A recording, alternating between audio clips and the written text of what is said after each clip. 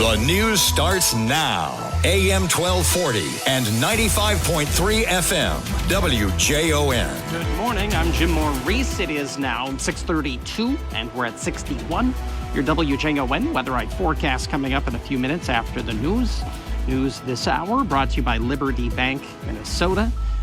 The National Weather Service saying St. Cloud got 1.75 inches of rain during the overnight officially at the airport. Some of you may have had higher amounts, and some may have had lesser amounts, but heavy rain nonetheless overnight. Gas Buddy says gas prices will be unlikely unmoved by the OPEC's agreement to extend production cuts into 2025, leading the national average to fall below $3.50 in the next week. They also say refiners are putting the largest amount of oil into their facility in years, so it's likely we'll continue to see gas prices fall as we approach July 4th.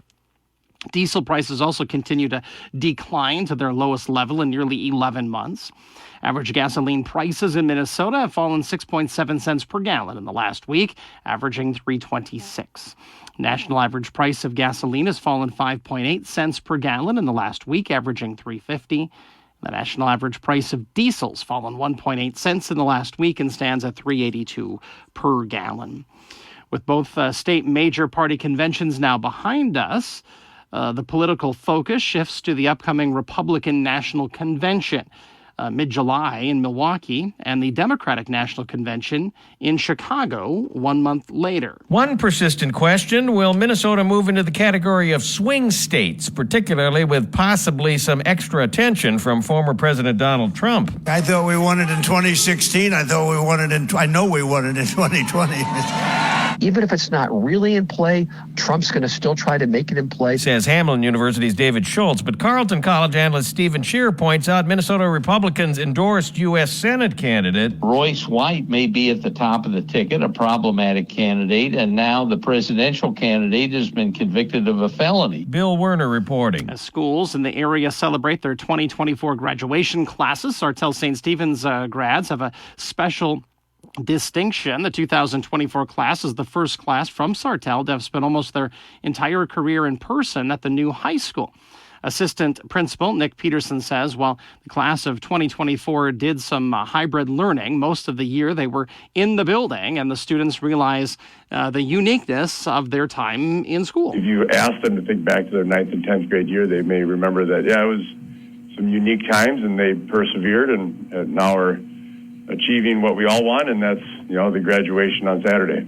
Peterson says they had about 300 kids graduate this year. The graduation ceremony was on Saturday at 7:30 at the high school gym.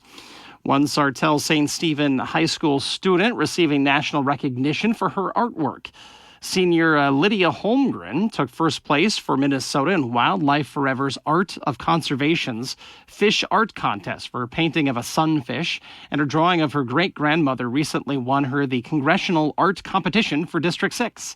Holmgren says her teacher, Mike Carlson, typically tells her about the different contests, and the Wildlife Forever contest let her recapture part of her childhood. Fishing has always been a part of my childhood, and I liked that I was able to connect with my childhood and experience through my art. Carlson says Holmgren has always excelled with her art. She stood out right away, and she took several classes, also drawing with Mrs. Phillips and Rickert, probably. Yep, so she's benefited from a number of different teachers. Her drawings are also award-winning. Her painting is amazing. And then she's done a couple independent studies, which is pretty neat, where she actually gets to write her own curriculum. Holmgren's great-grandmother drawing will be on display at the U.S. Capitol building for an entire year. She says she hopes to enter a songbird contest for her next project. Well, we should know the name of Minnesota's Professional Women's Hockey League championship team later this summer.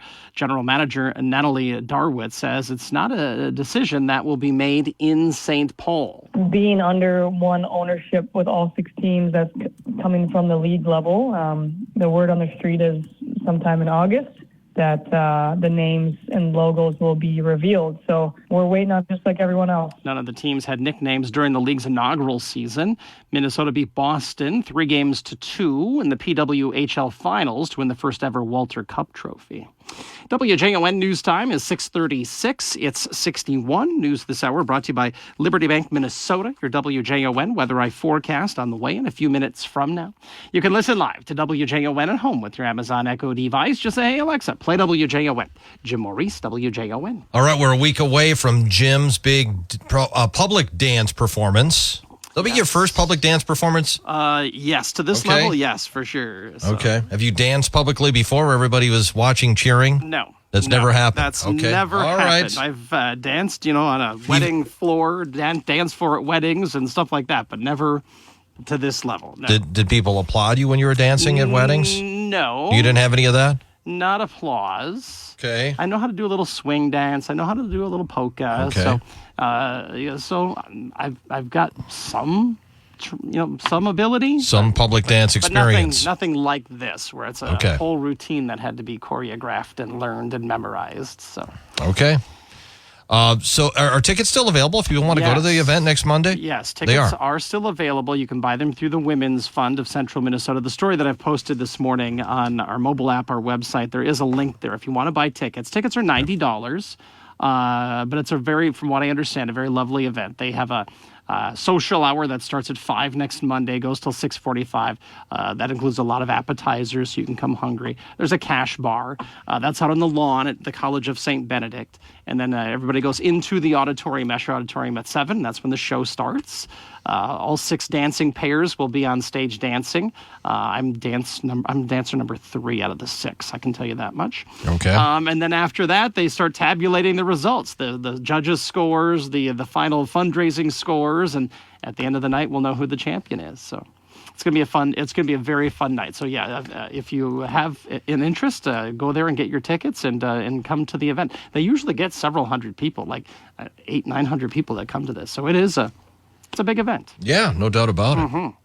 So here's some interesting facts about dance. So dancers have an increased muscular strength, endurance, and motor fitness. Have you noticed anything about yourself over the last few weeks in your preparation? It makes sense because obviously you're physically very active, so it makes sense. Research also proves that dancing reduces stress and tension for the mind and body. Studies by the National Heart, Lung, and Blood Institute have shown that dancing also prevents heart disease in particular. Oh, well, again, you're moving a lot, right? So that's, anytime you can be more active, that's a good thing. So. Dancers have better coordination, agility, and flexibility. The world record for the longest conga dance was set with 119,000 people in Miami in 1988. You're not going to be doing that. No. In 2008, the world's first sustainable dance floor opened on the Club Watt in Rotterdam. The dance world is full of superstitions by saying things like break a leg before a show. Sure. People are saying the exact opposite to what they hope happens to you on stage. Breakdancing was first created as a less lethal form of fighting between warring African-American street gangs in the 1970s. This form of dancing reemerged into worldwide popularity during the 1990s. Sure. So, yeah, some facts about dancing as you get set to go and watch Jim dance. That's going to be a little less stressful. I don't know if it's going to help your health just by watching someone dance, but maybe it'll encourage you to want to do it yourself. Exactly. Maybe it will inspire other people to take ballroom dance classes this summer or something like that. So. All right, Jim, what's coming up at 7:05? Charge has been dropped against a state trooper. We'll tell you about that at 7:05 this morning. All right, Jim, thank you. At 6:40, we're at 61 degrees. Next on WJON, I'll be joined by meteorologist Kara Foster. WJON radar weather. Joined now by meteorologist Kara Foster for a look at the weather forecast. All right, Kara, so as far as possibilities of severe weather, is tomorrow night our next best chance? Yes, we'll be looking at some more chances. Thankfully, not too big as of right now, but there will be some marginal chances for some of the state tomorrow evening. Now, mainly, it does seem to be just wind and hail, no tornadic activity possible, but kind of like what we saw from this last system, where we're going to start to see some stronger fronts move in. That does bring a lot of wind and heavy rainfall, and then if we do get enough energy with that. Hail is the next next bit there. Today, though, we're going to start clearing up. Partly sunny, high of 80. Partly cloudy skies dip down to 64 tonight. Showers and thunderstorms start up probably late morning or early afternoon tomorrow. Kind of stay cloudy before that and then pick up as the day goes on, high of 80. Showers still continue until Tuesday night. We'll dip down to 55. Still some rain into Wednesday, kind of scattered and mixing with sunshine, high of 75, westerly winds gusting up to 30. Clearing up for Thursday, sunny and 70. Winds are still gusting up to 30. By Friday, we're at sunny and 76, and then maybe some rain late Friday night, early Saturday morning. But we do, as of right now, stay pretty dry. So we're like sunny and 75 on Saturday and sunny 73 on Sunday. So hopefully it stays drier then, because definitely a lot of rain from this past system and a lot of rain tomorrow. Today's forecast brought to you by Country Hearth. I'm meteorologist Kara Foster. All right, Kara, thank you. It's 6:43. We're at 61 degrees. The official high at the St. Cloud Airport yesterday was 77, low was 56. We had 37 hundredths of an inch of rainfall yesterday, but a lot more than that since. So it was 1.75 inches of rain since yesterday to this morning, according to the National Weather Service. 74 degrees, the average high temperature for this date, 51. The average low, record high temps at a 1923 of 92. Record low at a 1946 of 35. Currently 61 at WJON. Here's the CNBC market update.